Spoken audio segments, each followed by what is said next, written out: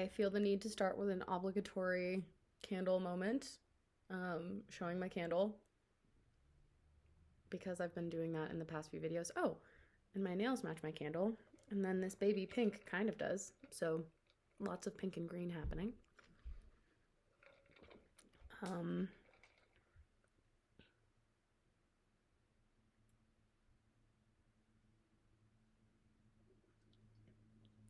I call this water vessel my grown-up sippy cup. It's a lot of people obviously have like the big Stanleys, or this isn't Stanley, but it's similar to Stanley. And I didn't want to give into it for a really long time because I don't know. I just had a negative opinion of the big water thing. I think I've seen like a lot of spoof comedy reels about how massive they are and just making fun of them, and I think there's something true to that. But I do a lot better when I'm drinking enough water throughout the day, and this makes it a lot easier having the straw and the handle, like when you're going places, and it's easier to carry. The straw makes it a lot easier to remember to drink and whatever. So it's yeah, it's definitely a part of my routine now. And yeah, I have like my different sort of supplements that I put in it and stuff, and I think it reminds me to take care of myself and reminds me to drink water. So I guess I felt the need to comment on it because I might be drinking water from it during this video and other videos. I just meditated for the first time, like properly meditated for the first time in a really long time, meaning I only did 5 minutes, but it was 5 minutes of silent meditation, just sitting with myself for 5 minutes. The rule of thumb that I hear is to give 20 minutes every day to meditation, silent meditation. And that's actually easier to do than you would think. I think like we hear 20 minutes of sitting and doing nothing, and it feels like you have to be productive, but that 20 minutes sat in reflection, silent reflection, I know when I'm doing that, it really serves me in other parts of my time and my day to have that space.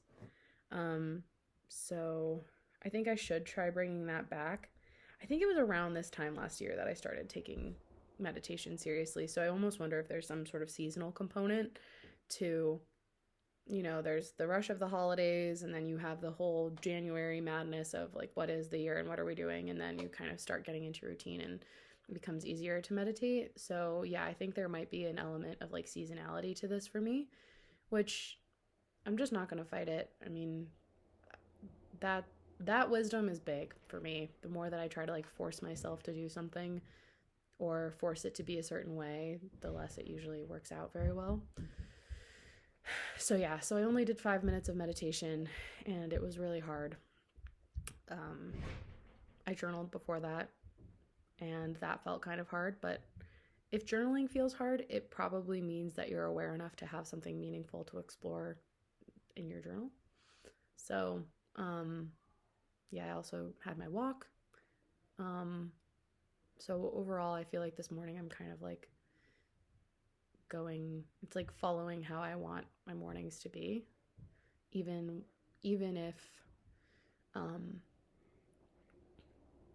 I might not always like it. Maybe it's not always fun, or maybe, that meditation and reflection time, because that is a lot of reflection time, walking, blah, blah, blah, blah, blah, whatever. Sometimes you don't necessarily like what you find, or sometimes I don't necessarily like what I find, but it's kind of better to see it and face it than to have it go somewhere else, I guess. Although, yeah. So that's what my morning has been like so far. I was listening to this audiobook called Serviceberry, which is by the same person as who wrote Braiding Sweetgrass. I didn't finish Braiding Sweetgrass. I listened to bits and pieces of it. It's kind of hard, I feel like, sometimes for me to listen to texts that incorporate concepts that I spent a lot of time studying and talking about in school, because I don't listen to it and think, wow, this is so amazing. I can't believe what I'm hearing. Or, wow, this really is changing my perspective. Um, I listen to it and I kind of want to engage in an argument or in a debate, or kind of agree with some things and pick apart other things. And so it is hard for me to listen to something like Serviceberry or Braiding Sweetgrass or other things that talk a lot about decolonization and different forms of economy, and how we kind of like can restructure society to be more giving and whatnot. I think that is at the heart of so much of studying anthropology. An anthropology degree, especially in a sociocultural space, has a lot to do with kind of like thinking critically about the world and societal structures and how to reimagine them. And my experience was very like decolonization was the crux of so much of our studies and so much of what we were taught. And decolonization and what was the other thing I was going to say? Like anti-capitalist sentiment. I feel like, I'm sure it's not just anthropology, it's a lot of different degrees, but yeah, so it was good to passively be listening to it and kind of thinking about other things. But it, yeah, it definitely,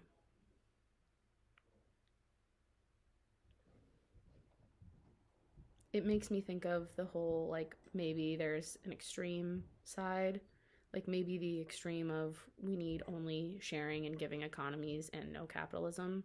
Maybe that's their extreme belief, knowing that we can't really have a world that doesn't have any capitalism and is only existing on sharing economies. Um, yeah, I just don't think that those could possibly actually exist. Um,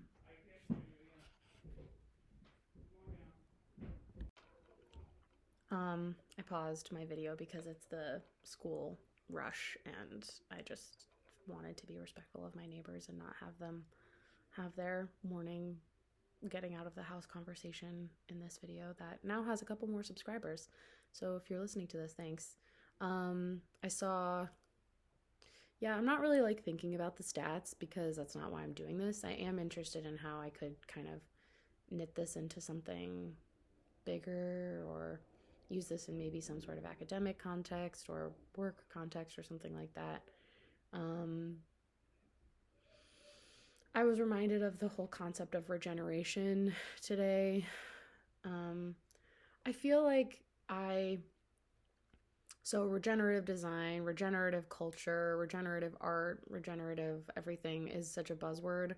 And it feels like it has this trend to it, which is why I kind of don't love throwing myself into it. Um, yeah, it feels a little bit like it is kind of a buzzword. Um, and I also think that it can be, for a lot of people who can make a career out of it, it's just another mechanism for kind of like greenwashing, or like critiques of solar and other types of alternative or renewable energy, where people are just making cash cows out of solar and different industries, with this pursuit of green economy, alternative economy, and all these whatever. But it doesn't really. So yeah, I think because it can kind of be co-opted, it's hard. But also, it's not always necessarily that it's co-opted, it's that we're all learning. And so someone might be, pursuing work or pursuing a job that they do feel like is genuinely good, and that does have um, a good message and enterprise behind it, and they just don't know, or they're still learning. So I think those are kind of tough walks. But I think that the whole regenerative um, framing of becoming a more care-based society is useful um, because of a lot of different reasons that I think I might explore elsewhere. I feel like it's a good one to try to like do some visualizations too, rather than trying to talk around in circles. But the framework of regenerative and regeneration, you can apply it to so many different things. Like you can apply that to human experience, and rather than the word resilience, when you talk about regeneration and regenerative, it becomes less about focusing on um, what happened, which is what I think resilience does, and it casts it more into becoming, which I was talking about in my video yesterday, or becoming, and what you can make of whatever is there. So I think in a lot of different applications, not just goods and not just the environment, that lens of regeneration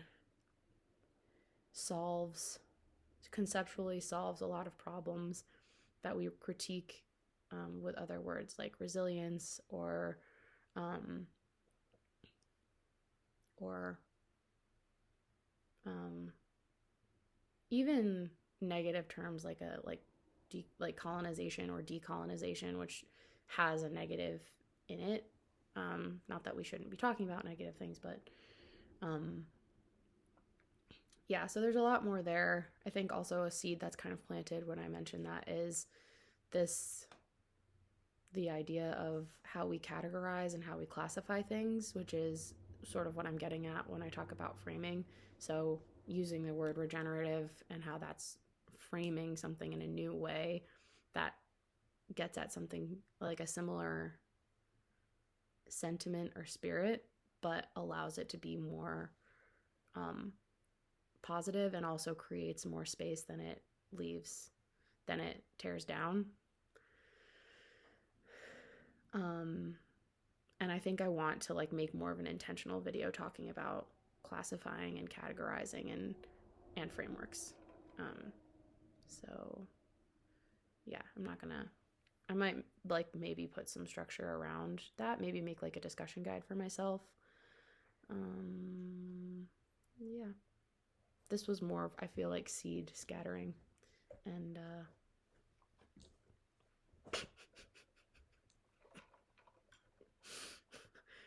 he just walked over and came like directly on my lap, which I think is very, very funny. You're very sweet. You're very sweet. Okay.